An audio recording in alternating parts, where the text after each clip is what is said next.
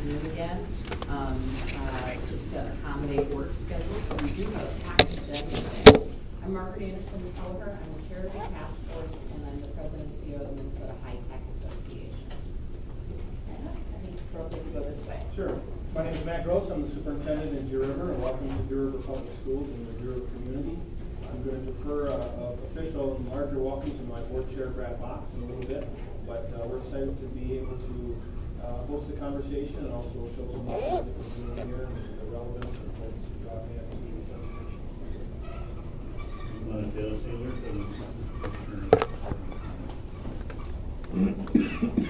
Councilor Michelle and the state representative for Deer River area currently. I'm Carolyn Patrick, state representative for the District East, Itasca County, and also Aiken County. Diane Wells with the Minnesota Department of Commerce. Joanna Dornfeld, I'm with the Minnesota High Tech Association. Bill Hoffman with Connect Minnesota. Dana McKenzie, Cook County. Maureen Eidiker, I'm a registered nurse for the Assembly Health. Tilly Walsh from California. Brennan D. Jocelyn with Blandin Foundation. Rick Shoulder with Shoulder's Cable with People of Johnson. Andy Schreiner with CenturyLink sitting in for today. Gary Evans, Iowa, Broadband with Minnesota. And on the phone, we have a couple members of the task force. Would you like to introduce yourself?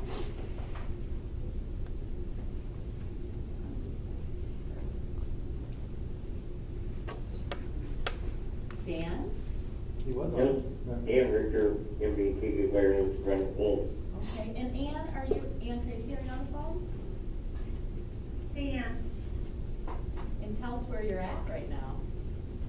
I am in Dublin. Excellent. I'm in not so sunny Dublin. And not so sunny Dublin, and so it makes an international meeting today for us. And that's fun. And then Bob, are you on the phone yet? I know Bob Bass will be joining us on the phone. I think he has a little bit of delay. We're also going to do introductions of folks in the audience. So, Bill? I'm Bill Coleman with Community Technology Advisors. Brad Box, board chair here at Deer River Schools. I'm Fred Underwood. I'm the IT director for Fond du Lac Indian Reservation. Frank, you want to introduce yourself? Frank Reese, Leech Lake Reservation, MIS director. Terrific, great. Well, thank you all for joining us. We're going to do a quick moment of business. Anyone review the June 12th meeting minutes? I did, and I would move approval. All right, Gary moves approval. Second. Any discussion, any corrections? All in favor, please say aye. Aye. Opposed, no. The motion prevails, and we have approved minutes. Excellent. Well, I've asked that our elected representatives that are here today with us say a few words to us in this welcome period. And so maybe if we could just start and move down the line to the school board chair, we would love that. So Representative Purcell, would you like to begin in just a couple minutes of welcome? We appreciate that you would take the time at this busy time to come and see us and learn a little bit about what we're doing. Thank you, Margaret.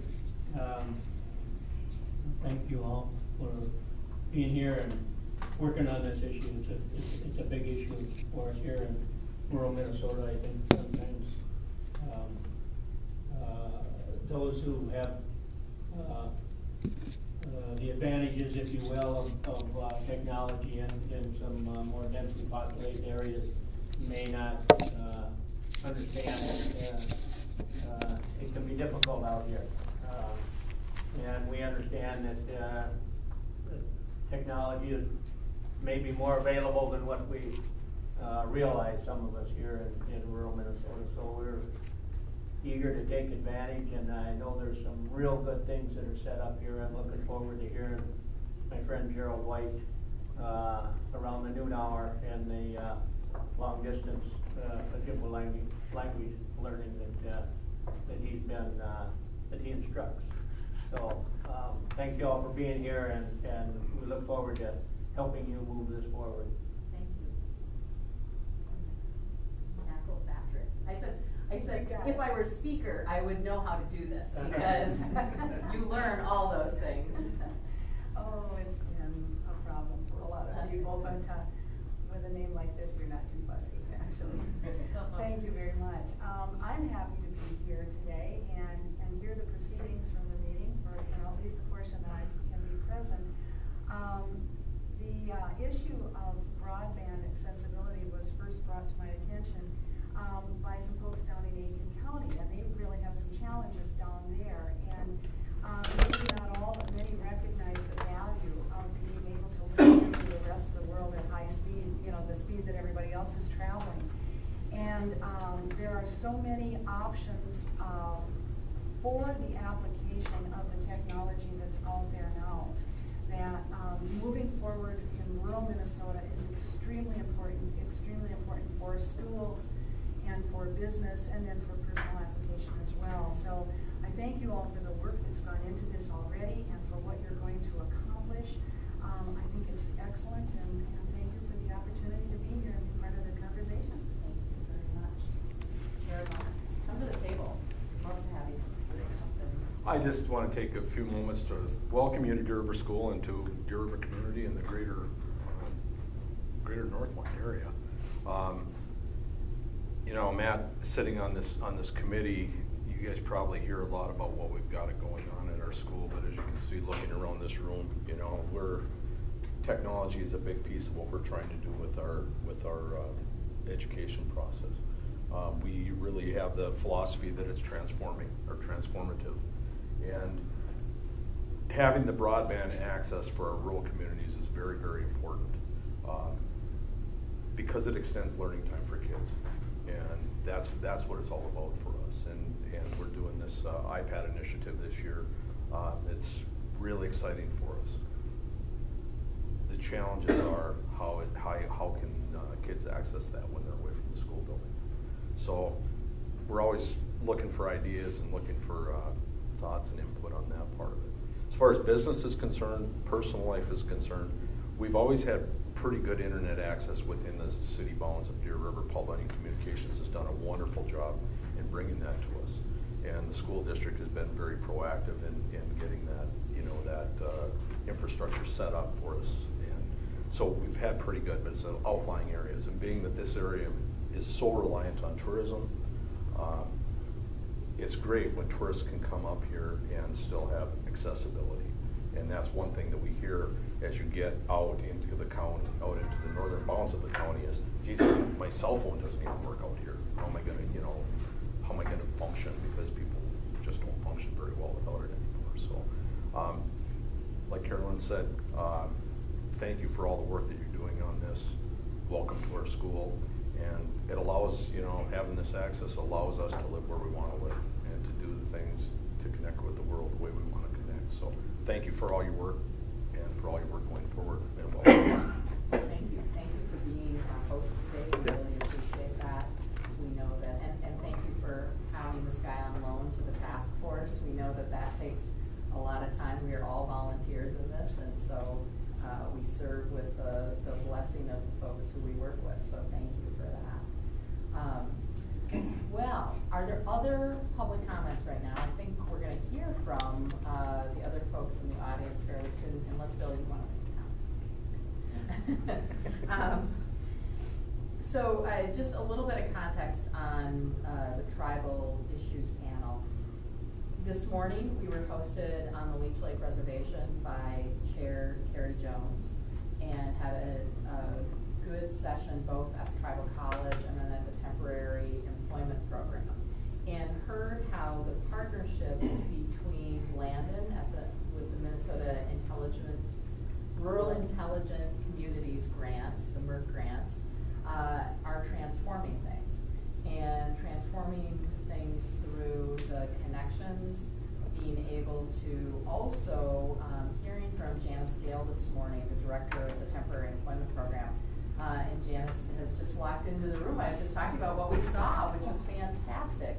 And hearing about how the continuum of helping people who need a job, need skill enhancement, can do both some technical training as well as employment skills training to be able to move on and be able to either move on and get their GED if that is their need, or be able to move on to get a 2-year degree if that's their desire met and to find longer-term employment. And so I think we all found that really invigorating this morning.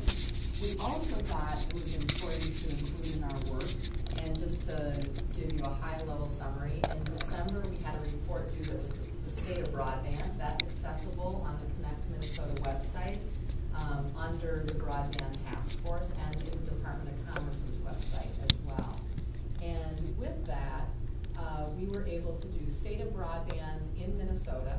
Our next report is due in September here, and that's sort of our lead up to our report to the governor in December. That will be the plan, the outline, more than just the outline, the plan for border-to-border broadband in the state of Minnesota. And with that, we're trying to explore major subject matter like education and how broadband is being used to future medicine, public safety, but we also both successes and challenges at different governmental relationships. So we've been very focused on the local government relationship in some of the earlier work that we've done on learning about Dig Once and some of the possibilities for working more closely together, county, city, township, to the state, public-private partnership. But we also wanted to hear from the government-to-government relationship and tribal governments and hear what's going well, what things should we be aware of in terms of what's happening out there and where are barriers at. And so that is why we created what we, I think, you'll find very interesting, which is a tribal issues panel. And I think that, am I right about this, that Larry Olson is not able to join us today? Is that right? Correct. Okay. So I'd like to call up to the table Fred Underwood and Frank Reese to come up to a couple of these positions. And while you're doing that, I just want someone to